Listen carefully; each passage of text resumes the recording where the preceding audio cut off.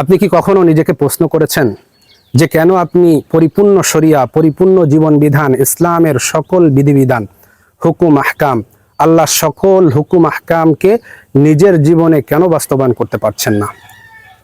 ইসলামের সকল বিধিবিধান কেন মেনে চলতে পারছেন না? এ বিষয়ে কি নিজেকে কখনো প্রশ্ন করেছেন? আপনার মনে কি কখনো এটা জাগ্রত হয়েছে যে ইসলামের নামাজটা আমার পড়তে ভালো লাগে, কিন্তু দিন কায়েমটা আন আকিমুস সালাহ না আকিমুদ্দিন, একই শব্দ দিয়ে যে ফরজ বিধানটা একটা ভালো লাগে আর একটা ভালো লাগে না কেন? কুতিবা আলাইকুমুস সিয়াম, কুতিবা আলাইকুমুল কিতাল, একই শব্দ দিয়ে আল্লাহ সিয়াম ফরজ করেছে, রোজা ফরজ করেছে, সেটা আপনি রাখতে ভালোবাসছেন, ভালো লাগছে। আবার একই বিধান দিয়ে আল্লাহ কিতাল ফরজ করেছে, জিহাদ ফরজ করেছে, সেটা আপনার ভালো লাগে না কেন? সেটা আপনি মেনে নিতে পারেন না কেন? ইসলামের কিছু কিছু বিধান আপনার ভালো লাগে আর কিছু কিছু বিধানগুলো আপনি আপনার জীবনে বাস্তবায়ন করতে পারেন না কেন? কখনো কি প্রশ্ন করেছেন? যদি প্রশ্ন করে না থাকেন তাহলে আপনাকে বলছি, আপনি আপনার নফসের কাছে একটু প্রশ্ন করেন, কেন আমি নামাজ পড়ি, রোজা রাখি, তারপরও কেন আমি ইসলামী শরিয়াটা চাই না? কেন আমি ইসলামী শরিয়ার বিধানগুলো চাই না? কেন আমি ইসলামী অর্থনীতি, ইসলামী শাসননীতি কেন আমি চাই না? এই প্রশ্নটা আমাদের করা দরকার। এই প্রশ্নটা আমি আমার নফসকে করেছিলাম, যে উত্তরটা পেয়েছি সেটা আপনাদের সাথে আমি একটু শেয়ার করি। সেটা হচ্ছে যে ইসলাম যে পরিপূর্ণ জীবন বিধান, এই পরিপূর্ণ জীবন বিধানের কাছে আমরা আমাদের নিজেদের সত্তাকে আত্মসমর্পণ করাতে পারি না। ইসলামের মধ্যে আমরা প্রবেশ করতে পারি না, বরং ইসলামকে আমরা আমাদের নিজেদের মধ্যে আমাদের সুবিধা মতো প্রবেশ করাই। যেটা ভালো লাগে সেটা আমরা আমাদের জীবনে বাস্তবায়ন করি। নামাজটা ভালো লাগে, রোজাটা ভালো লাগে, টাকা থাকলে হজটা ভালো লাগে, টাকা থাকলে জাকাতটা ভালো লাগে, কিন্তু ইসলামের দিন কায়েমটা ভালো লাগে না। ইসলামের জিহাদটা, পাশ্চাত্য সভ্যতাটা এটাকে বলতেছে সন্ত্রাস, তাহলে না না আমি ট্যাগিং এর শিকার হব না, আমার এটা ভালো লাগে না। ইসলামটাকে বেছে বেছে আমাদের ভিতরে প্রবেশ করার কারণেই মূলত এই সমস্যাটা হয়ে থাকে। কিন্তু আল্লাহ সুবহানাহু ওয়া তাআলা কুরআনুল কারীমের সূরাতুল বাকারা 208 নম্বর আয়াত, আমি আপনাকে বলছি, সূরাতুল বাকারা 208 নম্বর আয়াতটা আপনি বাসায় একটু দেখেন। আল্লাহ সুবহানাহু ওয়া তাআলা বলেন, ইয়া আইয়ুহাল্লাযীনা আমানু খুদখুলু ফিস সিলমি কাফা ওয়া লা তাত্তাবিউ খুতুওয়াতিশ শাইতান ইন্নাহু লাকুম আদুউম মুবিন। মহান আল্লাহ বলেন যে হে ঈমানদারগণ, যারা ঈমানের দাবিতে সত্যবাদী, যারা আল্লাহতে ঈমানের বিশ্বাসের কথা বলো, যারা পরকালে বিশ্বাস করো, জান্নাত জাহান্নামে বিশ্বাস করো, তাকদীরের ভালো মন্দের প্রতি যারা বিশ্বাস করো, তাদেরকেই আল্লাহ সুবহানাহু ওয়া তাআলা বলেন উদখুলু ফিস সিলমি কাফা, তোমরা পরিপূর্ণভাবে ইসলামে প্রবেশ করো। উদখুলু, ইসলামে প্রবেশ করো। কিন্তু আমরা কি করি? আমরা ইসলামে প্রবেশ আমাদের সত্তাটাকে না করিয়ে আমরা ইসলামটাকে আমাদের সত্তার মধ্যে, যে সত্তাটার মধ্যে যে নফসটা আছে, যেটা আমাদেরকে মন্দ প্ররোচনার দিকে নিয়ে যায়, আমাদেরকে ভালো কোনটা মন্দ কোনটা এটা বাছবিচার সে করতে পারে না, সেই নফসের ভিতরে, সেই দেহের মধ্যে আমরা ইসলামটা প্রবেশ করার চেষ্টা করি না। ইসলামী পরিপূর্ণ জীবন ব্যবস্থার মধ্যে আপনাকে ঢুকতে হবে, আমাকে ঢুকতে হবে। যদি ঢুকতে পারি তখন আমার ইসলামের নামাজটাও ভালো লাগবে, কারণ আপনি জানবেন যে এটা ইসলামের।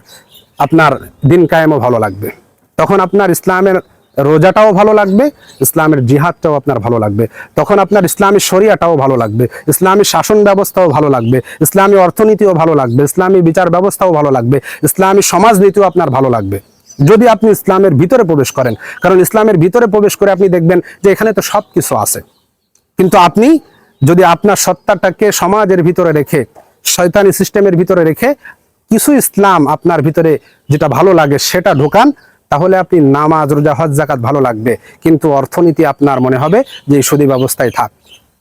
বিচার ব্যবস্থায় মনে হবে এই পক্ষপাতিত্বমূলক বিচার ব্যবস্থা থাক, যে বিচার ব্যবস্থা পক্ষপাত করে, যে বিচার ব্যবস্থায় টাকা পয়সা দিয়ে রায় বদলায়, এমন একটা বিচার ব্যবস্থা আপনি চাইবেন।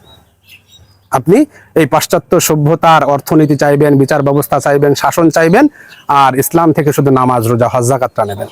কিন্তু ইসলামের ভিতরে যদি আপনি প্রবেশ করেন তখন আপনি দেখবেন হাই হাই, এখানে তো নামাজ, রোজা, হজ, যাকাতও আছে, আবার ইসলামী শাসন, শরিয়া, ইসলামী অর্থনীতি, ইসলামী বিচার ব্যবস্থা সবকিছুই এর মধ্যে আছে, তাহলে আমাকে মেনে নিতে হবে। মূলত আমরা নিজেদেরকে যখন এই প্রশ্নটা করব, এই প্রশ্নটা করার পরে যে উত্তরটা হবে সেটা যে আমাদেরকে ইসলামের মধ্যে প্রবেশ করতে হবে। ইসলামটা আমাদের মধ্যে বেছে বেছে প্রবেশ করানো যাবে না, কারণ আল্লাহ নির্দেশ করেছেন উদখুলু ফিস সিলমি কাফা। তারপর আল্লাহ সুবহানাহু ওয়া তাআলা বলেছেন ওয়ালা তাত্তাবিউ খুতুওয়াতিশ শাইতান, এই ইসলামটা নিজেদের ভিতরে প্রবেশ করিয়ে তোমরা শয়তানের পদাঙ্ক অনুসরণ করো না। ওয়ালা তাত্তাবিউ খুতুওয়াতিশ শাইতান, তোমরা শয়তানের পদাঙ্ক অনুসরণ করো না। শয়তানের পদাঙ্ক অনুসরণ তখনই করবা যখন ইসলামটা তোমাদের ভিতরে প্রবেশ করাবা। কিন্তু যখন ইসলামের মধ্যে তোমরা প্রবেশ করবা তখন তোমরা শয়তানের খপ্পরে পড়বা না। তখন তুমি দেখবে রিসালাতের নূর দিয়ে, কোরআনের আলো দিয়ে তোমার জীবনটা তুমি সাজাবে। ইসলামী শরিয়ার যে ন্যায় বিচার, ইসলামের শরিয়ার যে ন্যায় ইনসাফ রয়েছে, হক ও আদল রয়েছে, সত্য ন্যায় বিচার রয়েছে, এটা তুমি মুগ্ধ করবে তোমাকে। কিন্তু তোমার ভিতরে তুমি ইসলামটা প্রবেশ করিও না, কারণ আল্লাহ সুবহানাহু ওয়া তাআলা বলেন ইন্নাহু লাকুম আদুব্বুম মুবিন, নিশ্চয়ই শয়তান তোমাদের প্রকাশ্য শত্রু। প্রকাশ্য শত্রু সবসময় চাইবে তোমাদেরকে বিচ্যুত করার জন্য, তোমাদেরকে অপবিত্র করার জন্য।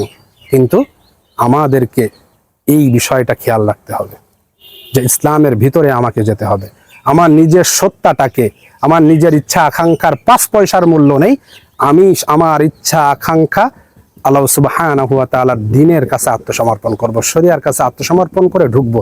আল্লাহ যখন যেটা বলবে, শরিয়া যখন যেটা বলবে, আমি সেটা বাস্তবায়ন করার চেষ্টা করব। যাতে এইভাবে চলতে পারি, তাহলেই মূলত আমরা এই নামাজটা ভালো লাগবে, রোজাটাও ভালো লাগবে, হজটাও ভালো লাগবে, যাকাতটাও ভালো লাগবে, আবার ইসলামের শরিয়া পরিপূর্ণটাও ভালো লাগবে। যদি না করি, নিজেদের ভিতরে ঢোকানোর চেষ্টা করি, তাহলে আংশিক ইসলাম পালন করবে। কিন্তু আংশিক ইসলাম আল্লাহ সুবহানাহু ওয়া তাআলা দেননি।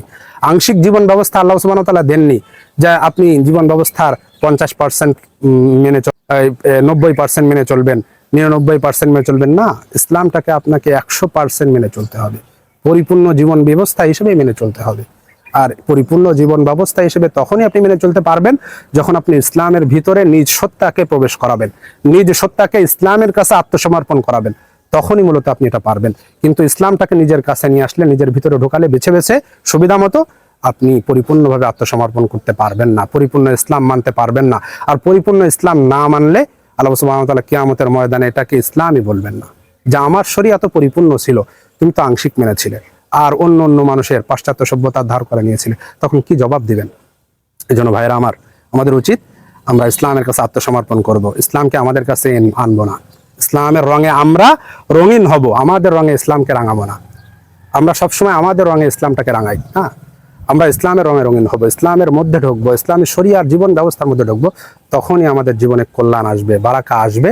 তখনই মূলত এই আংশিক দিন পালনের যে ফিতনা বর্তমান সময়ে চলছে, প্রত্যেকেই এই ফিতনার ভিতরে নিমজ্জিত রয়েছে, যে আংশিক দিন পালন করা, কিন্তু পরিপূর্ণ দিনটা চেনে না। না চেনার কারণও এই ইসলামের মধ্যে প্রবেশ না করলে, আপনি তো যদি আপনি কারোর ভিতরে প্রবেশ না করেন, আপনি চিনবেন না ইসলামী শরিয়াটা। ইসলামী শরিয়াটা পরিপূর্ণ চিনে মেনে জীবনে বাস্তবায়ন করতে হলে ইসলামের মধ্যেই আমাদের ঢুকতে হবে।